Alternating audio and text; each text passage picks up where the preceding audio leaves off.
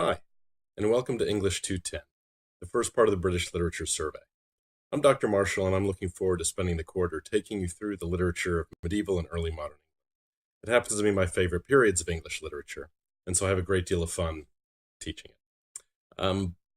One thing to be aware of with this British Literature Survey course is that we're covering a massive amount of material, at least in terms of time. The origins of English literature begin around 600 AD, and early modern literature begins to wind down about 1620. That means we've got about 1,000 years of literature to cover in 10 weeks. That's an impossible task if we're going to try to do it in some comprehensive kind of way. So instead, what I've done is selected a topic, kind of a theme or a series of themes that we'll be exploring throughout the quarter. Now, in the syllabus, you'll see that I've called the class Sex, Violence, and Ethics. And while not every piece of literature we look at will fall into one of those categories, I am interested in using that as a focus for our inquiry in order to help us consider how ideas around sex and love or violence and the ethics attached to those areas play out over time between that 1,000-year beginning and end. So we're going to explore those issues, but not look at those issues exclusively. We'll be interested in other things as well. The thing to keep in mind is that we're going to be looking at English literature from those periods through a historical lens. We'll be thinking about the time periods and the cultures that existed at those moments and how they impacted the literature and how the literature responded to those moments in kind. And so our theme will help narrow our scope and allow a more focused inquiry. And it will also give us access to particular ideals around the uses of sex, love, and violence, and the ethical values attached to them in different moments. And so we'll want to be interested in tracking how different perspectives on sex, love, and violence shift over time and how the ethics attached to them change over time, or don't. One of the questions I'll challenge you to think about is to what extent do the ideas of love, for example, that emerged in the Middle Ages through Romance literature, to what extent do they continue to define the way we think about love today? Now, en route, we're also going to be thinking about the form of medieval literature. Forms such as drama, short stories, poetry. And within poetry, you know that there are sonnets and lyrics and ballads and a variety of other types, like sestinas. But the Middle Ages had their own forms, and we'll want to ask about what the sort of formal elements of medieval literature were, and then also what the early modern forms were. And we will want to think about why forms changed over time. So we'll be paying attention to things like language. We'll be paying attention to things like poetic style, voice, and different types of structures being used. For example, the type of poetry written by the Anglo-Saxons in the first part of the medieval period differs quite differently from the kinds of poetry written during the later medieval period, though we're going to find some exceptions to that. And so what we're going to do is explore medieval literature, its form, and some of the ideals that medieval and early modern literature look at.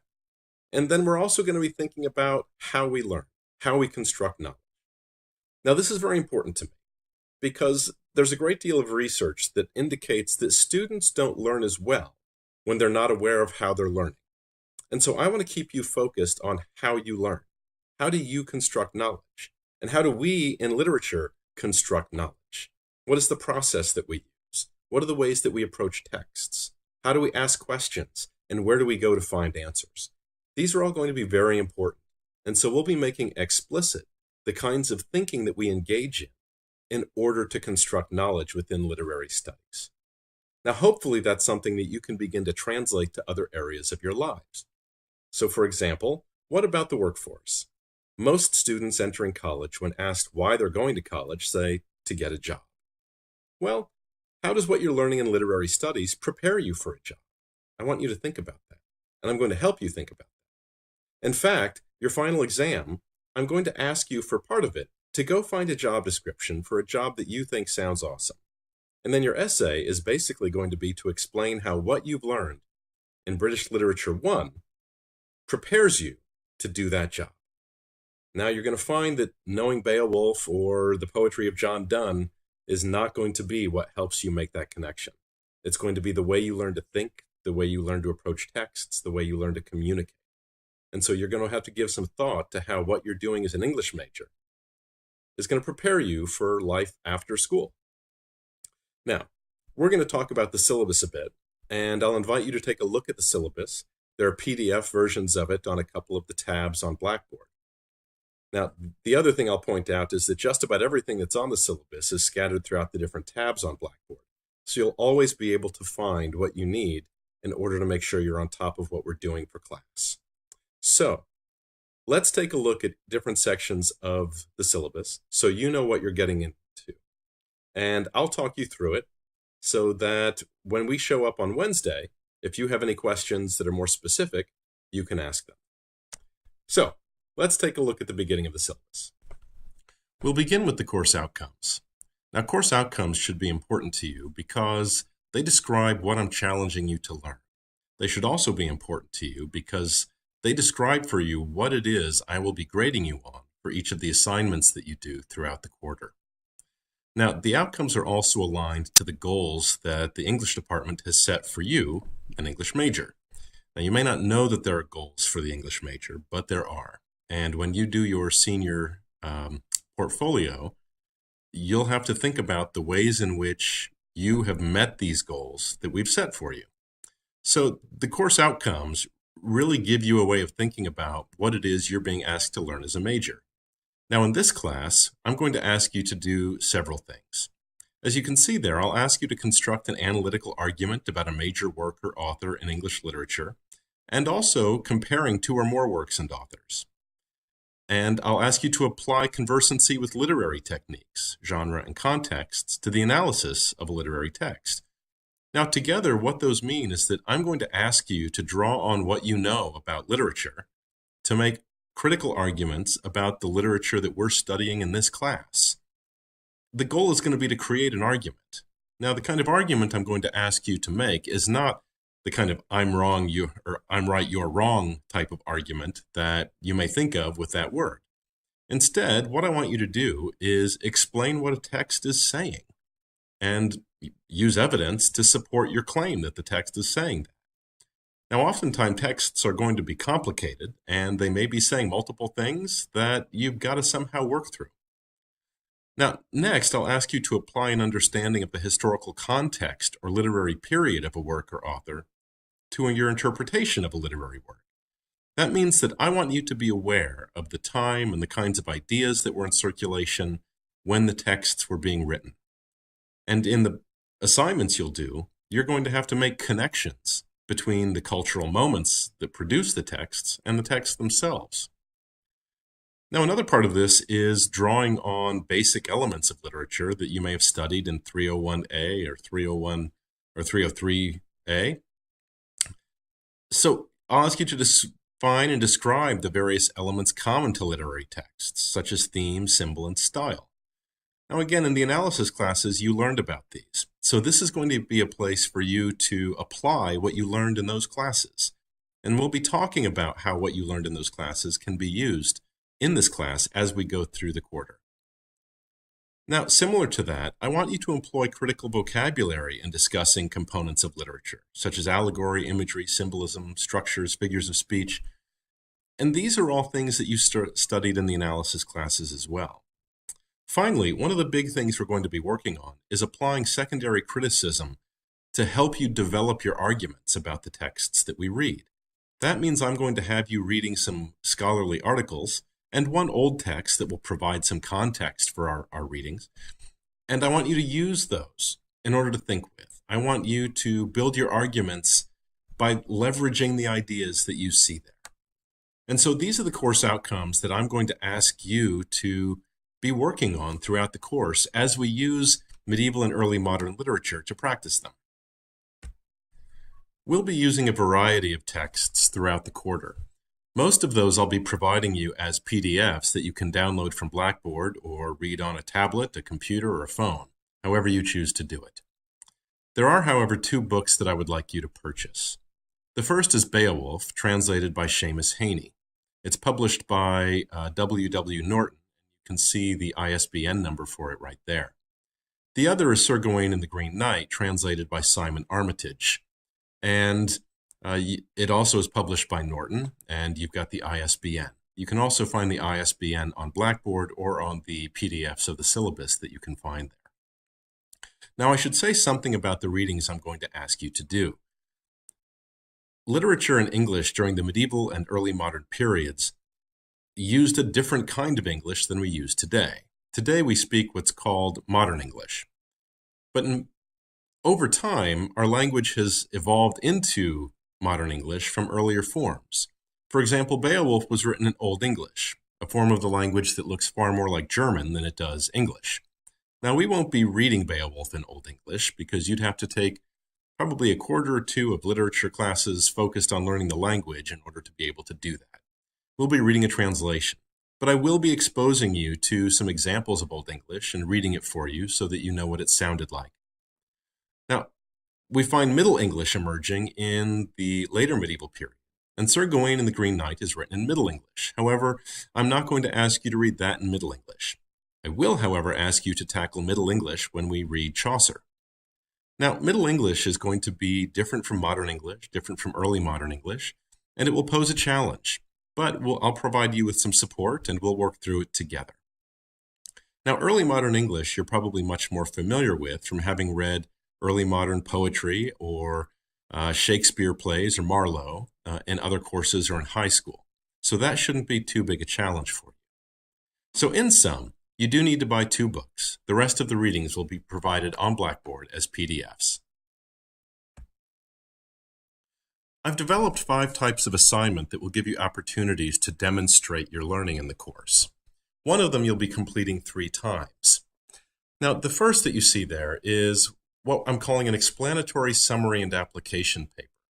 As the description says, I'm going to ask you to read a scholarly article.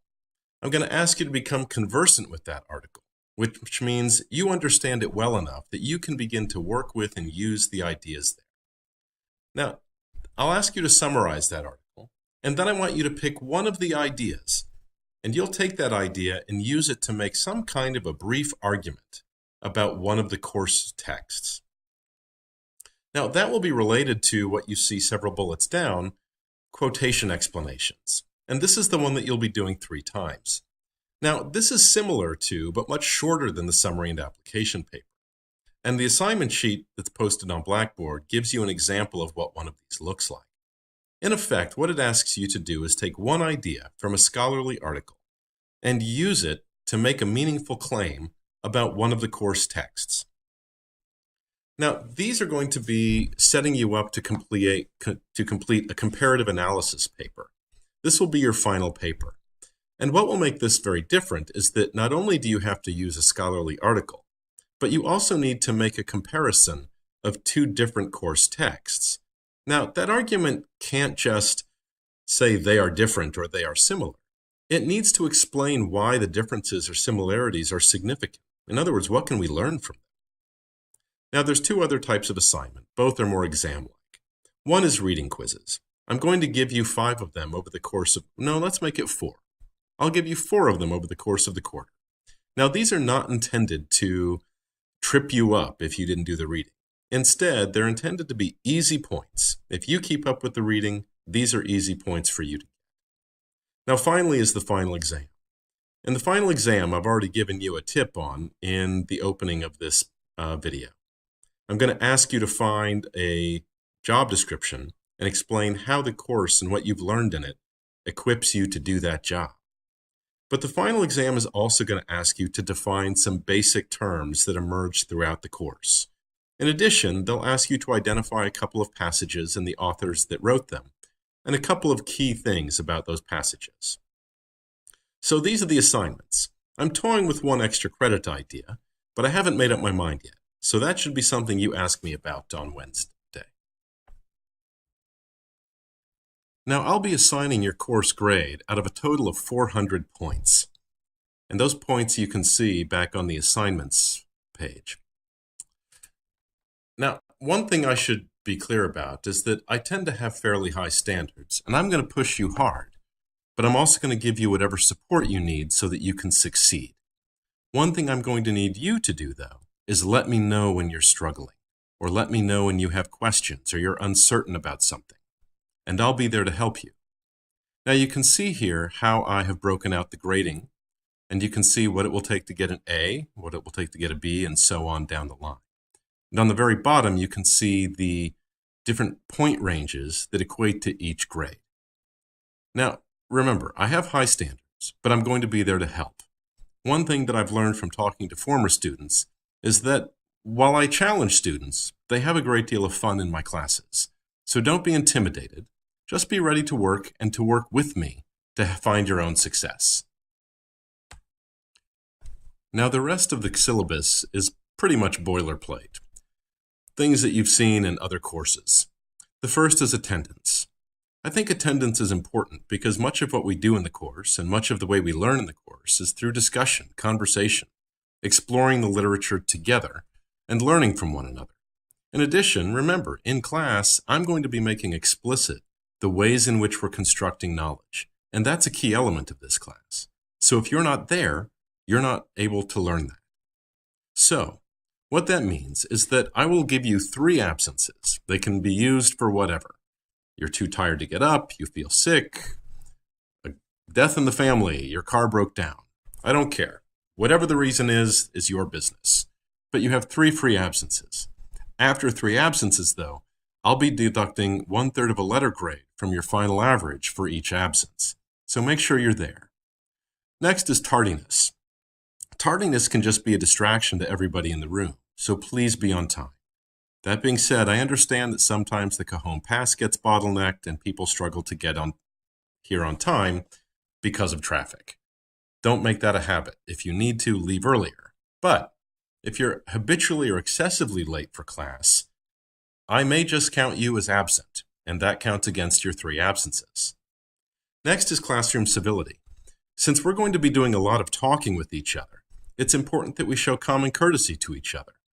I'm going to be making every effort to learn all of your names, and I hope you'll get to know each other's names as well, because that's a part of being a community of learners that is all invested in the same activities.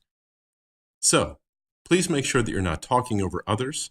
I'm not concerned about whether you raise your hand or not, as long as you're not talking over others. So just use common sense and be considerate of your peers and of me.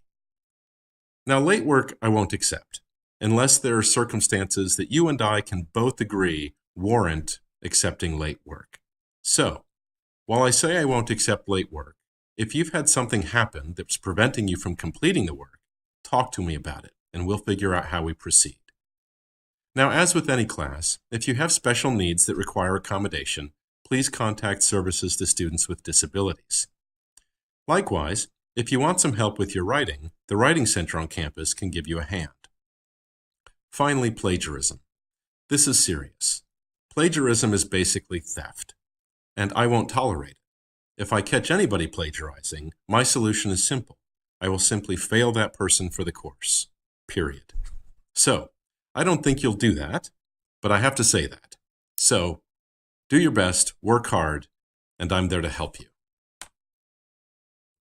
So, that's the course. I'm looking forward to going through it with you. Now, for Wednesday, please take a look at Bede's Story of Caedmon. It documents the first story of English literature being written or composed. And we'll want to talk a little bit about what it tells us about the way that literature was conceived of at the time that Bede was writing. In addition, take a look at the riddles that are part of the Anglo-Saxon literature or poetry packet.